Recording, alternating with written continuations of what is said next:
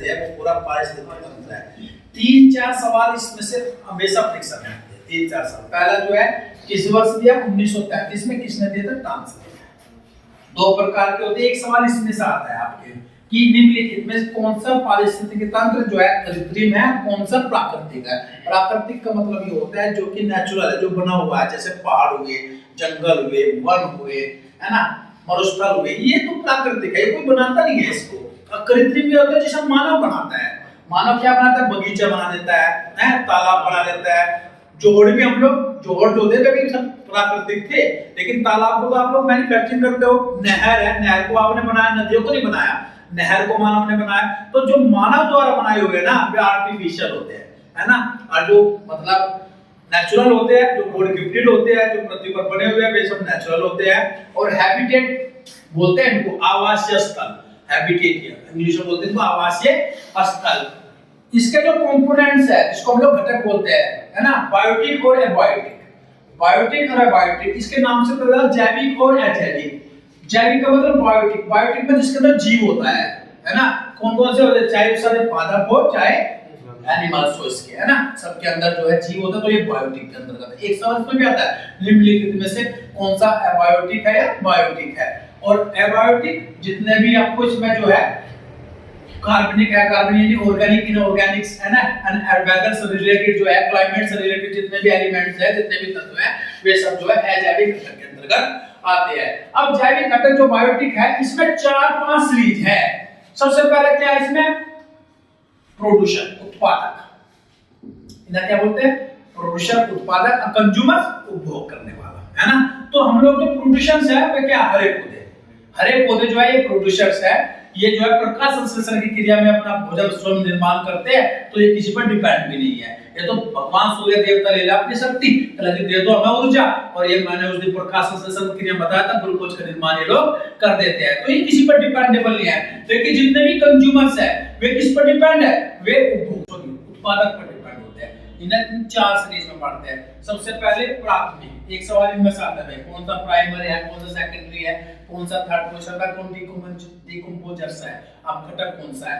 एक सवाल इसमें से आता है प्राथमिक उपभोक्ता कौन होते हैं? जो कि उत्पादक पर डिपेंड होते हैं, जो शाकाहारी चीज हम लोग कह सकते हैं, चाहे गाय, बकरी, हिरन, ये सब शाकाहारी है। ये किस पर डिपेंड है अपने भोजन के लिए? ये देखो मैं घास पर डिपेंड है। गाय का भी देखे तुम लोग नॉनवेज करते हुए, वो सिर्फ अपना प्लांट्स खाती है।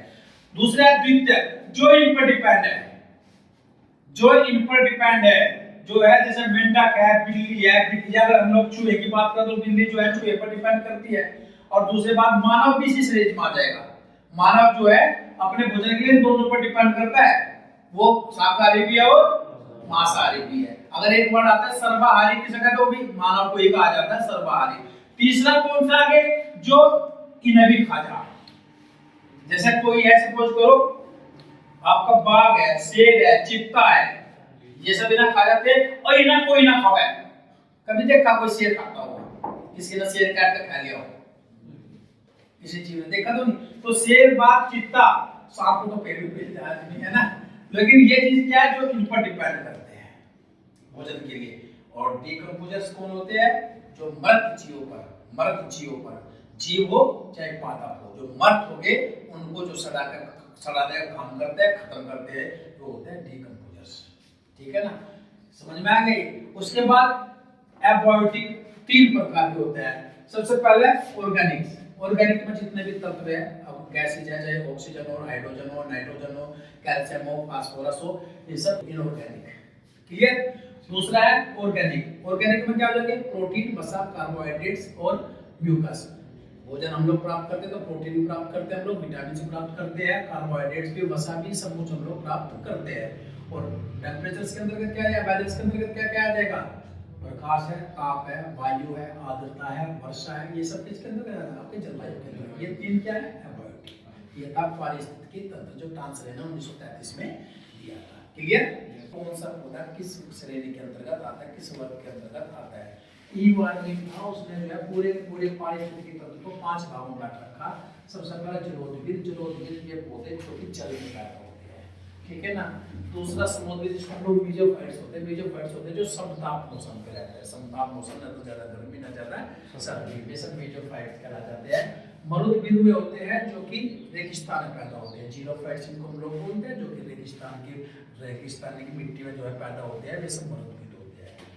मृदा, मृदा के अंदर जो होते हैं फिजियोलॉजिकल ड्राई प्लांट्स आते हैं, जो हम लोग वर्तमान में हमारे इधर आसपास के क्षेत्रों में जो हम लोग पौधे देखते हैं सब जो है मृदा के अंदर मिट्टी के अंदर पैदा होते हैं, ये फिजियोलॉजिकल ड्राई प्लांट्स की श्रेणी में आते हैं। और पांचवे आते हैं जितने भी आपने रेगिस्तान में देखो नागफड़ी टाइप के पेड़ जो होते हैं, काष्ठ के पेड़, वे जो आते हैं मृदा में क्रियात्मक शुष्कता वाले पौधे, ये उसकी श्रेणी में आते हैं। उसके अलावा इसको पूरे के पूरे पारिस्थितिकी को जो है इसको एक स्पेशलाइजेशन दे दिया, और स्पेशलाइजेशन के अंतर्गत इनमें से एक सवाल में सवाल निश्चित आता है कि किसके अंतर्गत कौन सा आता है। इसमें दो सवाल जो है सबसे इंपॉर्टेंट है, एक तो जो है हेलोफाइट्स और एक हीलोफाइटा। अब हीलोफाइटा और हेलोफाइटा में मात्रा का अंतर है, समझ में हाँ ये दोनों चीजें आती है तो थोड़ा समझना है। जैसे एरिमोफाइट्स है, एरिमोफाइट्स का मतलब एरी मींस एयर, एयर मतलब रेगिस्तान, रेगिस्तान में उगने वाले पौधे, जितने भी रेगिस्तानी पौधे हैं वे सब एरिमोफाइट्स के अंतर्गत। लिथोफाइट्स के अंतर्गत चट्टानीय पौधे, और सेमोफाइट्स के अंतर्गत बालू, स्केलेरोफाइट्स के अंदर काष्ठ के पेड़, झाड़ीदार जो झाड़ जितने भी झाड़ हैं ये सब इसके स्केलेरोफाइट्स के अंतर्गत आते हैं। हेलोफाइटस के अंतर्गत आते हैं लवणीय पौधे, अधिक सांद्रता वाले, बार बार का अंतर, ज्यादा अंतर नहीं है, क्योंकि दलदली पौधों में भी जो है लवण होता है, नमक ज्यादा होता है, वहाँ पे जो सांद्रता ज्यादा होती है, इसलिए उन्हें बोलते हैं इनमें इनमें थोड़ा ज्यादा है, इनमें थोड़ा कम है, बस इतना अंतर ध्यान रखना। तो हेलोफाइट्स अधिक सांद्रता वाले पौधे, और ऑक्जिलोफाइट्स अम्लीय मृदा वाले पौधे, और हीलोफाइट्स दलदली। सबसे बड़ा दलदल कहाँ है? सुंदरवन डेल्टा है, जो कि ब्रह्मपुत्र नदी पर है, पश्चिम बंगाल के अंदर, समझ में है? वो जो है दुनिया का सबसे बड़ा डेल्टा है। डेल्टा मैंने उसके बताया तुम लोगों को, डेल्टा की स्थिति कैसी होती है, जब नदियाँ जो है बहती है ना, तो बहती है तो अपने साथ क्या लेकर आती है? गाद लेकर आती है, गाद है ना, तो मिट्टी मिक्सअप होती है ना, सब गाद आती है। तो जब ये बहाव चलता रहता है तो जो नदी जो है ये ऐसी आकृति पैदा कर देती है, साइड में जो है गाद को डालते चली जाती है, तो वे नदियाँ सारी डेल्टा बनाती है, समझ में आ गई? तो सबसे बड़ा डेल्टा कहाँ है? सबसे बड़ा डेल्टा है सुंदरबन डेल्टा, जो कि पश्चिम बंगाल में ब्रह्मपुत्र नदी किनारे है। नर्मदा, ताप्ती, दो तीनों छोटी छोटी नदियां भी क्या बनाती है? एस्चुरी बनाती है। एस्चुरी कहते हैं जब ये नदी आती है गाद लेकर, तो यहाँ डेल्टा न बनाकर क्या करती है? ऐसी एक आकृति बन जाती है, एस के आकार की आकृति पीछे बन जाती है गाद की, तो उन्हें बोलते हैं एस्चुरी बनाने वाला। तो नर्मदा, ताप्ती, तीन छोटी छोटी और नदियां हैं। वैसे तो किताबों में अधिकतर नर्मदा ताप्ती लिख रहा है ना, लेकिन तीन और छोटी छोटी नदियां, वे सब क्या बनाती है? विंध्याचल पर्वत से जो नदियां निकलती है उसमें से नर्मदा ताप्ती भी निकलती है, तो वे सब एस्चुरी बनाती है। बाकी बंगाली खाड़ी में जितनी भी नदियां गिरती है अधिकतर क्या बनाती है? डेल्टा बनाती है। तो डेल्टा मैंने बताया था, ये फिजिक्स में एक मात्रा टाइप होता है, फिजिक्स में सिंबल होता है, उसी के आधार पर इसका नाम जो है डेल्टा है। तो जितने बड़े डेल्टा है, सबसे बड़ा डेल्टा है सुंदरबन का डेल्टा, जो कि बंगाल के अंदर है। सुंदरबन क्यों कहा जाता है? वहां पे जो है सुंदरी नामक प्रजाति के पौधे हैं, सुंदरी नामक प्रजाति के वहां पे अधिकतर पौधे हैं, इसलिए उसे बोला जाता है सुंदरबन। ठीक है, तो ये था वर्गीकरण। अब एक टॉपिक इसमें रहेगा आपका परीक्षा के लिए, मैंने पहले बोल दिया, उसमें भी बहुत चीजें इसमें से आवे पेपर में से, और कुछ चीजें जीवन के लिए बहुत जरूरी है। प्रदूषण जो है, चाहे वो हमारा वायु हो, जल हो, ध्वनि हो, मृदा हो, कोई भी प्रदूषण है वो हमेशा मानव जाति के जो संसार में जीव है उनके लिए बहुत ज्यादा हानिकारक है। हम लोगों को एज ए ह्यूमन बीइंग भी प्रदूषण को जो है दूर करने का प्रयास करना चाहिए, एज ए ह्यूमन बीइंग भी। तो सबसे पहले प्रदूषण जो है इसे दो वर्गों में बांटा। सबसे पहले तो है, एक सवाल तो इसमें से आता है आपका कि निम्नलिखित में से कौन सा जैव निम्नकरणीय प्रदूषण है, कौन सा जो है जैव अनिम्नकरणीय प्रदूषण है। एक सवाल तो इसमें से आता है। जैव निम्नकरणीय प्रदूषण जो है, प्रदूषक कौन कौन से है? घर की रसोई में जो कचरा इकट्ठा हो जाता है, साफ सफाई में जो हम लोग कचरा इकट्ठा करता है वो, मलमूत्र, कृषि उत्पाद, अवशिष्ट पदार्थ, यानी जब खेती में जो अवशिष्ट पदार्थ, जैसे हम लोग गेहूं काटते हैं तो उसमें जो चीजें नीचे छोड़ देते हैं, ऐसी पड़ी रह गन्ना छिलते हैं तो पत्ती जो है वो जो ऐसी पड़ जाती है, तो वे अवशिष्ट पदार्थ, कागज और लकड़ी, इनसे रिलेटेड जो भी अवशिष्ट पदार्थ होते हैं वे आपके होते हैं जैव निम्नकरणीय प्रदूषक, जिसको बोलते हैं इंग्लिश में बायोडिग्रेडेबल पोल्यूटेंट्स। ठीक है ना, एक सवाल तो इसमें से। दूसरा जैव अनिम्नकरणीय प्रदूषक, जितने भी हम लोग जो है घरों खेतों में दवाई का प्रयोग करते हैं, जितनी भी खेतों में हम लोग दवाई का प्रयोग करते हैं, चाहे वो आपकी डीडीटी हो, कीटनाशी हो, पारासिस, आर्सेनिक हो, ये सब के सब जो है जैव अनिम्नकरणीय प्रदूषक है। एक सवाल तो छिप रहा है यहाँ। दूसरा अब वायु प्रदूषण है, सबसे इंपॉर्टेंट है वायु प्रदूषण। वायु प्रदूषण के दो स्रोत है। एक सवाल है यहाँ पे कि प्राकृतिक स्रोत कौन सा है। प्राकृतिक स्रोत जो है जिसमें मतलब मानव का कोई रोल होता ही नहीं है, जैसे दावानल। दावानल क्या है, जंगल में लगी आग, कोई मानव थोड़े लगाता जंगल में आग। अभी तो जो है तुमने देखा होगा अमेजन के जंगलों में आग लग जाती है। अमेजन को क्या बोला जाता है, विश्व का फेफड़ा बोला जाता है ना, तो वहां आग लग जाती है। अभी लॉस एंजल्स में देखा होगा तुम लोगों ने, आग लग गई वहां पे, पूरा पूरा शहर तबाह हो गया। तो किसी ने आग थोड़े लगाई है, जंगल में ही जो है गर्मी के कारण जो है कुछ ऐसे पौधे होते हैं वो ऑटोमेटिकली जलना शुरू हो जाते हैं। ऑस्ट्रेलिया में बहुत ज्यादा समस्या आती है गर्मी के महीने में। ऑस्ट्रेलिया में बहुत ज्यादा आग लगती है, इंडिया में तो अभी बहुत कम है इस चीज में, लेकिन ऑस्ट्रेलिया में बहुत ज्यादा आग लगती है जंगल में। तो वहां पे जो है टेम्परेचर बढ़ता रहता है, तो ऑटोमेटिकली पौधों के अंदर जो है क्या है, ज्वलनशीलता बढ़ जाती है और आग लगनी शुरू हो जाती है। और आग लगती लगती फैलती फैलती लाखों करोड़ों अरबों का नुकसान कर देती है। इसको बोलते हैं दावानल। ज्वालामुखी की राख, ज्वालामुखी आपको सबको पता ही है, तीन अवस्था में पाया जाता है ज्वालामुखी। एक तो सक्रिय ज्वालामुखी, एक आपका बिल्कुल सुसुप्त है ना, और एक बिल्कुल शांत। अपने इंडिया के अंदर शांत ज्वालामुखी, अपने इंडिया के अंदर जो है कोई भी सक्रिय ज्वालामुखी नहीं है। अंडमान निकोबार में जो सैंडविच द्वीप है वहां पे एक ज्वालामुखी है, बाकी भारत जो है ज्वालामुखी से विहीन है। तो ज्वालामुखी से निकलने वाली जो राख है वो प्रदूषित करती है, चलता रहता है उसमें मैटेरियल राख निकलती रहती है, तो पूरा का पूरा क्षेत्र जो है वो प्रदूषित रहता है। धूल भरी आंधी है, हमारे यहाँ पे खूब चलती है। जब आंधी चलती है तो देखते हो तुम लोग पूरा पूरा वातावरण जो है वो जो है प्रदूषित हो जाता है। कार्बनिक पदार्थों का अपघटन और परागण। परागण क्या होता है, जब हमने निषेचन प्रक्रिया पढ़ाई थी तो वायु परागण में जितने भी जो जीव है वे अब हवा में उड़ते रहते हैं ना, तो वो भी वायु को प्रदूषित करते हैं। इसके बाद मानव निर्मित। मानव निर्मित सबसे बड़ा जनसंख्या विस्फोट। जनसंख्या विस्फोट क्या है, जब जनसंख्या का बढ़ना, जब जनसंख्या बढ़ेगी तो जाहिर सी बात है, जब जनसंख्या बढ़ेगी तो कौन कौन से कार्बन डाइऑक्साइड छोड़ेंगे, वो भी वायु प्रदूषित करती है। हम लोग ईंधन जलाते हैं, उपले जलाते हैं, लकड़ी जलाते हैं, तो उससे क्या है, कार्बन मोनोऑक्साइड जो है उसका निर्माण होता है। जितना भी हम चूल्हे में जो है ईंधन जलाते हैं तो उसमें कार्बन मोनोऑक्साइड का निर्माण होता है। तो ये सब मानव निर्मित है। Carbon dioxide, nitrogen, sulphur dioxide, सीसा, हाइड्रोकार्बन, आर्सेनिक, ये सब मानव निर्मित जो है वायु प्रदूषण है। एक सवाल आता है आपके इसमें से। अब सबसे इंपॉर्टेंट जो है, जो जीवन के लिए भी इंपॉर्टेंट है, कि हम लोग जो है हमारा वायु प्रदूषण, जो हमारी वायु प्रदूषित हो जाती है वो हमारी बॉडी पर कहां इफेक्ट डालती है। अभी मैंने तुम लोगों को अभी डीजे का एक उदाहरण दिया था कि ध्वनि प्रदूषित हम लोग कहां कैसे प्रभावित करती है। तो ये भी चीजें है, हम लोग को अनजाने में हम लोग गलतियां कर देते हैं, अनजाने में चल रहा लेकिन कहीं ना कहीं इसका इफेक्ट पड़ता है।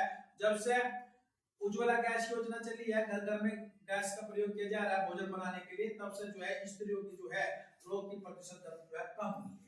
अने तो स्त्रियां जब चूल्हे पर खाना बनाती थी, गिल्ले ईंधन में खाना बनाती थी, इससे गैस जो है धुआं निकलता रहता था, तो कार्बन मोनोऑक्साइड निकलता, जो उनके फेफड़े खराब कर देते थे। पहले जितनी स्त्रियां थी अधिकतर जो है जो चूल्हे पर खाना बनाती थी, बरसात के मौसम में तो गिल्ला हो जाता था ईंधन, तो कार्बन मोनोऑक्साइड स्रावित होती रहती थी, तो वे बेचारी आंखों से बैठ जाना, फेफड़ों की रोगी, दमा, अस्थमा की रोगी ऑटोमेटिकली बन जाती थी। तो सबसे इंपॉर्टेंट जो है कार्बन मोनोऑक्साइड है, जो कि हमारे जो है उपले या ईंधन जलाने से पैदा होता है। और घर में जो है आज भी कहते हैं कि भाई चूल्हे की रोटी लगती तो ठीक है, चूल्हे की रोटी बिल्कुल उपयोगी भी है, लेकिन उससे निकलने वाला जो धुआं है वो बहुत ज्यादा हानिकारक है, इसलिए जो है ये गैस जो है ये चलाई गई है। अब कार्बन मोनोऑक्साइड से सबसे पहले क्या है, सबसे पहले प्रभाव है मानसिक विकार। आपके मस्तिष्क पर जो है इसका सबसे ज्यादा प्रभाव पड़ता है कार्बन मोनोऑक्साइड से। चिड़चिड़ापन, आपके अंदर चिड़चिड़ापन पैदा हो जाएगा। रोटी कोने वाले को छेड़ के तो देखो एक बार, छेड़ के देखो, एकदम से उबल कर पड़ेगी। हाँ, उबल के जो चूल्हे पर बना रही है, अब तो क्या तवे वाले भी गैस वाले भी उबल के है, लेकिन जो चूल्हे बना रही है तो ऑटोमेटिकली उनके अंदर मानसिक विकार पैदा हो जाए। दूसरा मस्तिष्क कैंसर जो है, ब्रेन ट्यूमर टाइप, इसको हम लोग कैंसर तो नहीं कह सकते, ब्रेन ट्यूमर की हम स्थिति को बता सकते हैं, वो इससे पैदा होता है। अस्थमा, अस्थमा जो है यानी सांस फैलना, मतलब क्या होता है, जैसा देखा नहीं मौसम परिवर्तित होता है तो जो है सांस में रोग हो जाता है, इसलिए तो ये लोग जो है कार्बन मोनोऑक्साइड से जो है ये रोग होते हैं। इसमें क्या है, अस्थमा की मैं स्थिति बात बताऊं, एक ऐसी स्थिति पैदा हो जाती है जब कार्बन मोनोऑक्साइड आपके हीमोग्लोबिन में मिक्स हो जाती है। हीमोग्लोबिन कहां रहता है, ब्लड के अंदर। हीमोग्लोबिन क्या है, ब्लड के अंदर जो है हीमोग्लोबिन दो शब्दों से मिलकर हुआ है, हीम प्लस ग्लोबिन। ग्लोबिन क्या है, प्रोटीन है, और हीम जो है रंजक है। रंजक मतलब जो लाल रंग बनाता है। तो जब हीमोग्लोबिन के साथ कार्बन मोनोऑक्साइड मिक्स हो जाती है तो कार्बोक्सी हीमोग्लाइड का निर्माण करती है और कार्बोक्सिलिक मोनोक्साइड जो है क्या करती है, दम घोट देती है। समझ में, दम घोटू गैस होती है कार्बोक्सिल। इसका निर्माण जब हमारे ब्लड में कार्बन मोनोऑक्साइड मिक्स हो जाती है, अरे तो होएगी जब सांस के साथ जाएगी, सिगरेट का धुआं या बीड़ी का धुआं या तुम्हारे ईंधन का जो है धुआं, ये जो जलाते हैं, ये सब हमारे अंदर जाएगा तो हमारे ब्लड में तो मिक्स हो ही गए, और इस ब्लड मिक्स होने के बाद कार्बोक्सिलिक मोनोक्साइड का निर्माण होता है जो कि दम घोटने में सहायक होती है। समझ में। अब उसकी दूसरी बात है अम्लीय वर्षा। अम्लीय वर्षा क्या होती है, जब वायु के साथ नाइट्रोजन और सल्फर, समझ में, नाइट्रोजन और सल्फर के कण जो है मिक्स हो जाते हैं तो वह क्या हो जाती है, अम्लीय वर्षा हो जाती है। एक सवाल आता है कि अम्लीय वर्षा के कंपोनेंट्स क्या है, नाइट्रोजन और सल्फर, ये कंपोनेंट्स है इसके। जब वायु के साथ मिक्सअप हो जाते हैं तो ये किस पे नुकसान करती है, सबसे पहले जितनी भी हमारी ऐतिहासिक इमारतें हैं वे क्या है, वे क्या होने लगती है, वे पीलापन उनके अंदर शुरू हो जाता है। अभी ताजमहल के ऊपर रखा हुआ है, ताजमहल का जो है सफेद संगमरमर पीला होता जा रहा है, उसका कारण जो है यही है, इनकी नाइट्रोजन और सल्फर के जो है कण वहां पे वायु के साथ मिश्रित हो रहे हैं और जिसका प्रभाव क्या पड़ रहा है, बाकी ऐतिहासिक इमारतों पर पड़ रहा है जो इमारत है। दूसरा, उर्वरता को कम कर देता है।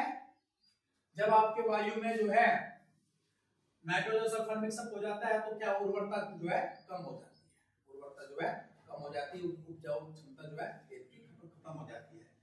अगला ओजोन परत। देखिए अपने जो वायुमंडल है ये पूरा, इसमें ओजोन परत होती है। ओजोन परत जो है ये जो सूर्य की आने वाली जो हानिकारक किरणें हैं इनको रोकती है, लेकिन अभी क्या हुआ, एक वो रिसर्च हुआ कि छिद्र हो गया है, तो छिद्र हो गया तो छिद्र में जो ओजोन से अल्ट्रावायलेट किरणें जो है पृथ्वी पर आ रही है, और अल्ट्रावायलेट किरणें जो है पृथ्वी पर आने का सबसे बड़ा नुकसान किसको पहुंच रहा है, आंखों को, प्रतिरक्षा तंत्र को और त्वचा कैंसर हो रहा है। कहते नहीं कि खाया पिया कुछ नहीं, सब कैंसर हो गया, स्किन कैंसर हो गया, उसका जो कारण है क्या है, वो अल्ट्रावायलेट किरणें। ये यहाँ छिद्र हो क्यों रहा है, ये यहाँ छिद्र हो क्यों रहा है, क्यों बन रहा है बार बार, ये जो ओजोन परत है इसमें दरार आई क्यों है। ओजोन परत को दरार आने में जो सहायक है वो क्या है, carbon dioxide, carbon monoxide, sulphur dioxide, ये तीन गैसें, इन्हें बोलता है green house effect. Green house effect, green house effect में ये गैसें कहां पैदा होती है, जब हमारे पृथ्वी पर जो है जितना भी कोयला है, ईंधन है, पेट्रोल है, डीजल है, इनका जब हम ज्वलन करते हैं ना, जलाते हैं, तो उसमें जो गैस निकलती है तो ये तीन गैस निकलती है अधिकतर, carbon dioxide, carbon monoxide, sulphur dioxide. और ये तीनों की तीनों क्या करती है, ये तीनों की तीनों क्या करती है, जो उसमें विकिरण है उसको रोक देती है, उसमें विकिरण रोक देती है तो टेम्परेचर बढ़ जाता है। टेम्परेचर बढ़ने के कारण जो है ये जो रंग शुरू हो जाते हैं, छिद्र जो बनना शुरू हो जाता है। और दूसरा क्या है, जो ध्रुव है, पृथ्वी के दो ध्रुव है, नॉर्थ पोल साउथ पोल, उन पर क्या है, वो बर्फ जमी रहती है, वो पिघलने शुरू हो जाएगी। पिघलने शुरू हो जाएगी तो क्या होगा, समुद्र का जलस्तर बढ़ने लगेगा। समुद्र का जलस्तर बढ़ने लगेगा तो क्या होगा, समुद्र के किनारे जितने भी शहर है वे धीरे धीरे क्या होंगे, जमींदोज होते चले जाएंगे, जमीन पर चले जाएंगे। अभी मैंने उस दिन बताया था तुम लोगों को, इंडोनेशिया में जो जकार्ता है वो कुछ समय बाद जो है वह राजधानी जो है जमींदोज हो जाएगी, वहां से जो है ट्रांसफर की जाएगी इंडोनेशिया से राजधानी। ठीक है ना, कारण केवल यही है कि पृथ्वी पर जितने भी कार्बन से निकलने वाले जितने भी ज्वलनशील पदार्थ है ज्यादा चल रहे हैं, फैक्ट्री में ज्यादा यूज हो रहे हैं, और इससे जो है ग्रीन हाउस इफेक्ट और आपके पूरे पूरे के पूरे वायुमंडल को प्रभावित कर रहे हैं। दूसरा, इससे क्या एक रोग होगा वायु प्रदूषण से, एक्जिमा का रोग, एक्जिमा और एंथ्रेक्स। एक्जिमा क्या होता है, दाग का रोग, जैसे चमड़ा कहते हैं हम लोग साधारण भाषा में, तो एक्जिमा का रोग जो है वो इसकी वजह से ही होता है। क्यों, गाड़ियों के धुएं से क्या निकलता है, शीशा निकलता है, गाड़ियों का जो धुआं निकलता है इससे निकलता है शीशा नामक प्रदूषण, और शीशा नामक प्रदूषण जो है वो एक्जिमा और एंथ्रेक्स, एंथ्रेक्स मैंने उस दिन बताया था जो पशुओं में होता है, हाथ तो पैरों में जो खारा टाइप हो जाता है वो एंथ्रेक्स रोग होता है। तो वो के कारण क्या है, गाड़ियों से निकलने वाला धुआं। ठीक है ना। आर्सेनिक एक तत्व पदार्थ है, आर्सेनिक की मात्रा जो है अगर जो है चारे में मिक्स हो जाती है तो पशुओं को जो है चारा क्या हो जाता है, विषाक्त हो जाता है, क्या हो जाता है, पशु मरने लगते हैं। घास खान गया था, फैट उसका हार्ट फेल हो गया, तो जाहिर सी बात कहीं ना कहीं एनवायरनमेंट में आर्सेनिक की मात्रा थी, वो घास उसने खाया है। और भाई दूसरा जो है ये मैंने बताया दिया तुम लोगों को, जीवाश्म ईंधन के जलने से जो CO2 मीथेन गैस का निर्माण होता है जो उष्मा विकिरण को रोकती है। ठीक है ना, और ये था वायु प्रदूषण का प्रभाव।